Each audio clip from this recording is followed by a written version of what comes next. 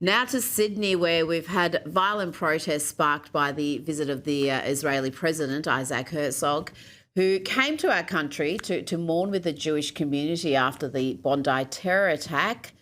This is the welcome he received from a woman who was named Australian of the Year in 2021, Grace Tame.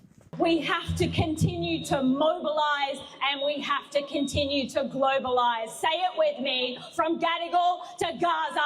Globalise the Intifada. One more time. From Gadigal to Gaza. Globalise the Intifada. From Gadigal to Gaza, globalised Intifada, Douglas. There are calls for Grace Tame, who has been dubbed Australia's Greta Thunberg, to be stripped of her Australian of the Year honours. How do you see this episode in Australia this week? Well, first of all, it's worth, I think, for some viewers, Rita, making it clear what the first word she said was. Gadigal, as I understand it, and as our Australian viewers might know, is an Aboriginal term for Sydney. So what Grace Tame seems to be saying, among other things, is that she doesn't want to refer to Sydney by its Australian name, and she sort of wants to go deep down, presumably into sort of, First Nations, colonizing sort of rhetoric from the beginning. But what she's saying, if you take out that bit of a particular absurdity, what she's saying is from Sydney to Gaza, globalize the Intifada. Well, of course, only weeks ago, we saw what that globalizing of the Intifada means in Sydney. It means massacring people on Bondi Beach, specifically targeting Jews and shooting them, including children and elderly women, on Bondi Beach in Sydney. So there is no... this isn't metaphor anymore. It's not some kind of, parable or something. That's what she's calling for, knowingly. She's saying, let's have more of the shooting of young girls and elderly people and anyone that can be shot. I have to say, I'm pretty startled. It takes quite a lot to shock me these days, but I'm pretty amazed that just weeks after the blood was on the sand of Bondi Beach, you have somebody, let alone who's been honored by Australia, actually calling for much more blood to be spilt. Of course, people like this always want a lot of blood to be spilt so long as it's not their own. But I suppose Miss Tame just has to hope that the next gunman who comes along and starts massacring Australians misses her and her loved ones. I wonder if she thought any of that through. I'm sure Grace Tame and her supporters, they would be arguing that Intifada simply means to shake off and to oppose tyranny, that it's not a call for violence. We've heard that argument. But we've also heard from the Jewish community, like you've just explained, that they saw the Bondi terror attack as an example of globalizing the Intifada. It is Intifada. It is Intifada. Intifada is an armed uprising. There have been two of them in recent decades in Israel. The only use of the term Intifada is to describe the massacring of civilians, the blowing up of civilians on buses, the shooting of civilians in the street. It isn't used in any other context. It only means that one thing. And I mean, I'm just, as I say, amazed that an Australian can be so unbelievably wicked in public and in front of a crowd who seem to be wanting to join in that wickedness. Well, we also had, Douglas, politicians, including Greens MPs, objecting to this visit. Let's hear from Barbara Pocock. Should never have been invited to Australia. A divisive visit, one that doesn't recognise his association with genocide. Douglas, what's your response to that argument that the President of Israel is complicit in genocide? First of all, the President of Israel is somebody who sits above politics, much like the king does in our own democracies. And secondly, of course, there hasn't been a genocide in Gaza. What there's been is a war that was started by Hamas and some of the citizens of Gaza on October the 7th, 2023. There hasn't been a genocide or anything like it. There's been a war. And when you hear these politicians trotting out these smears and these lies, again, you have to, like with the people who pretend they don't mean what they mean when they use intifada, you've got to ask them if they really have thought through the consequences of pumping out these lies and untruths.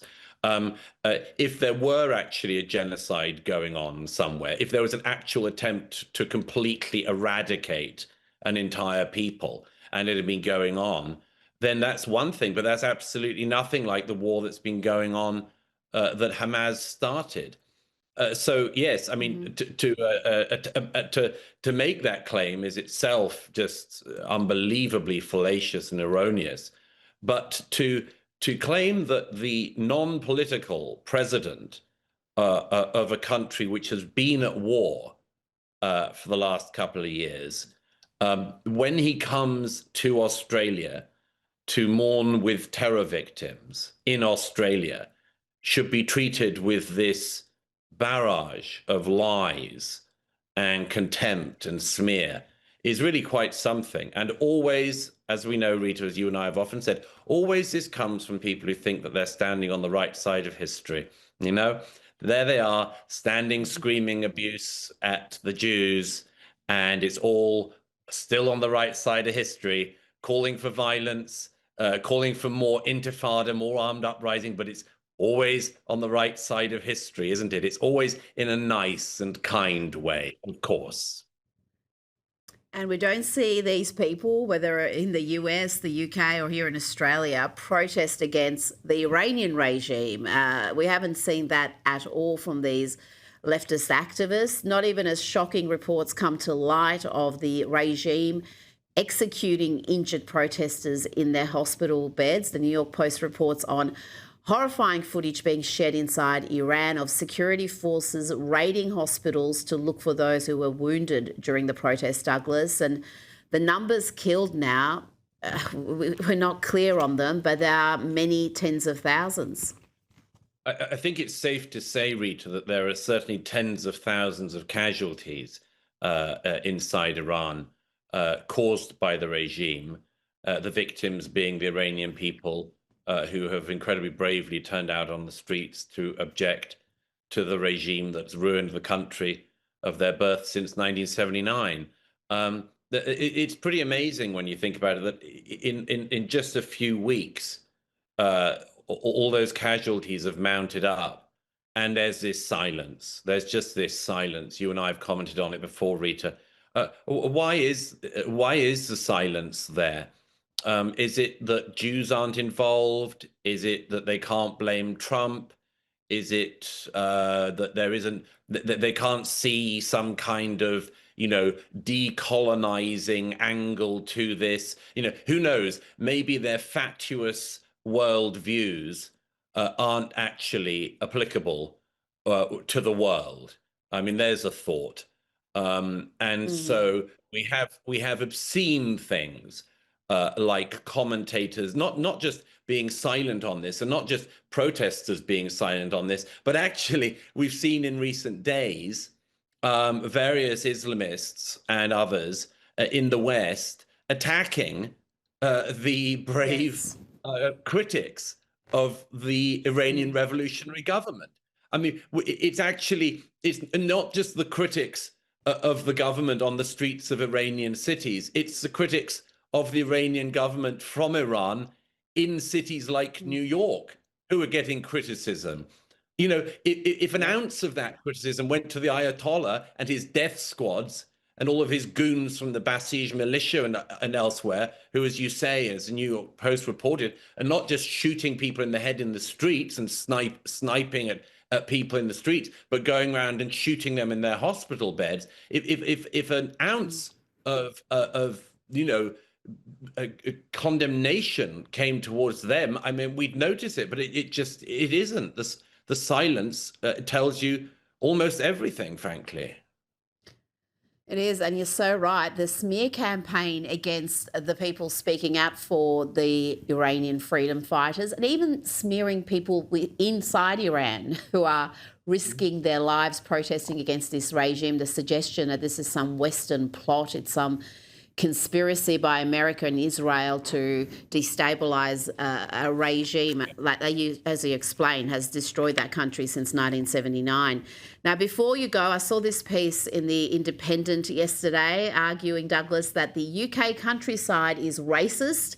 The author argues just like British towns and cities that have what she calls racist riots and flag campaigns, the British countryside is also racist in parts. And Douglas, you'll be happy to know the Starmer government has been busy tackling this very serious issue and even commissioned a review into the matter. Yes, that's right. They have commissioned a review to find the English countryside guilty, specifically guilty of the crime of racism. Among other things, the report says that if the countryside wants to remain relevant, it's very hard to say with a straight face. If the countryside wants to remain relevant, it's got to diversify. Well, I'm not sure that the job of hills and fields is to be relevant. I don't think that its job is to sort of adapt to the zeitgeist of the era. I think its job is actually to remind us of the eternal and of what is constant. If you kept trying to make the countryside relevant, what would you do? Sort of make sure you did lots of pride colours, maybe across cornfields. Maybe you could grow your crops in the colour of the progress flag or something like that. But this is all just preposterous. And as I actually said in a piece in The Spectator last week, just imagine, I mean, I laugh at this because otherwise you'd weep, but just imagine, this England Britain in the 21st century wants to find itself guilty of absolutely everything. We've got some islands, the Chagos Islands, let's give them away. We've got beautiful buildings. Let's say that they were built because of slavery. We've got wonderful cities. Let's pretend they're the result of empire and nothing else. We've got beautiful countryside. Let's call it racist. And this comes from government departments. And the one thing I always ask about this is effectively the what's, you know, the source of the goose, source of the gander. You know, would there be, Rita, any other scenario where it would be deemed acceptable to go to a country's natural place, its nature, and say that it was racist and claim that it was racist because, I don't know, one of the things is that there aren't enough, I think there aren't enough Muslims at the pubs in the English countryside or something. Well, good luck forcing that one. There aren't. I mean, but just as I say, just try this anywhere else. I mean, you know, if you went to Pakistan, wandered into the beautiful Pakistani countryside, and said, "I'm terribly sorry, but this isn't very diverse, chaps. We're going to bring a whole load of people from Wales because you haven't got any Welsh representation." And it's really not up to scratch until you do. People would think you were balmy. They would think you were completely crazy because you would be. So why we put up with this, I just don't know. The self-loathing is reaching new heights in the UK. It really is quite astonishing to be attacking your natural features, those xenophobic streams and mountains. Douglas Murray, it's always a pleasure. Great to see you, Rita.